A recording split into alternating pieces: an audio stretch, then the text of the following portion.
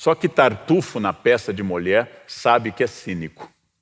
Ele sabe que é um sepulcro caiado de branco. Ele sabe que é um fariseu. E ele manipula isso para dominar as pessoas. Será que todos os tartufos das redes sociais sabem que são falsos? Será que têm consciência que estão dizendo o que os outros querem ouvir e não sobre suas falhas? Sabe que o ódio e a violência são condenados de forma explícita e direta no Sermão da Montanha, núcleo duro do cristianismo.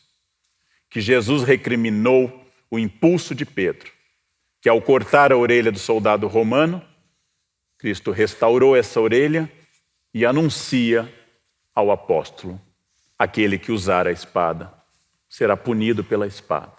Aquele que empunhar a arma será castigado pela arma. Eu não vim trazer a espada, eu vim trazer a paz. Pela natureza da encarnação de Jesus e de sua morte sob tortura, todo e qualquer cristão nasce com a obrigação de ser inimigo da tortura e da violência. Porque, afinal, Jesus foi torturado e condenado à morte, de forma injusta. Todo o corpo humano faz parte do corpo de Cristo. Princípio teológico comungado por quase todas as expressões cristãs. Logo, qualquer tortura em um ser humano, independente da ação que ele tenha cometido, independente da sua orientação ideológica, é uma tortura no corpo de Cristo, que revive a cena daquele homem atado a uma coluna sendo chicoteado, coroado de espinhos e levando tabefes e cusparadas dos soldados. A tortura é oposta ao cristianismo.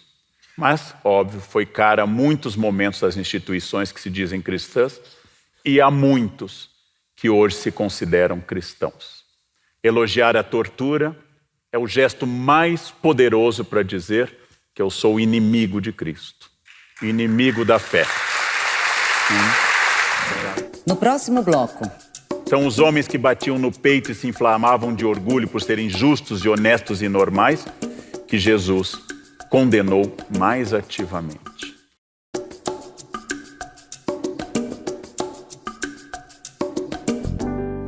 Quem não tiver pecado, que atire a primeira pedra, disse Jesus na passagem bíblica em que uma mulher adúltera estava prestes a ser condenada e punida.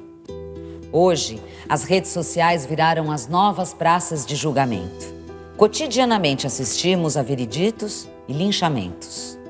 Porque muitas vezes, muitos de nós se sentem no direito de se autoproclamar homem de bem e atirar pedras. Há pessoas de bem, de fato, mas eu vou usar essa expressão no sentido usual das redes sociais. Os homens de bem proclamam que os direitos humanos são para os humanos direitos.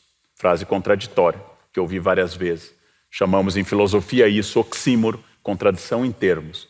Ou seja, se são direitos humanos, pertencem a todos os humanos. Nós temos que pensar que esses achismos, esses truísmos, que entram em conflito aberto com a vida de Jesus, que afinal, se alguém se deu ao trabalho de ler os 4 evangelhos, a frase é absurda. Jesus escolheu preferencialmente pecadores, desviados da sociedade, e fugiu dos doutores da lei e dos homens de bem da sua época. Jesus procurou as pessoas excluídas, os publicanos, as prostitutas, a adúltera, e disse que viera para eles e não para os que não precisavam de salvação. O cristão é definido pela palavra misericórdia, pela compaixão, pelo perdão 70 vezes 7, símbolo hebraico do infinito. E é o mesmo quando é necessário interromper a ação de alguém violento, pois cabe a um cristão interromper a violência de alguém, impedir um crime, deve fazer por amor, por vontade de ajudar, por ser diferente do criminoso que ele condena, porque se ele agir como criminoso, ele passa igualmente a ser esse criminoso.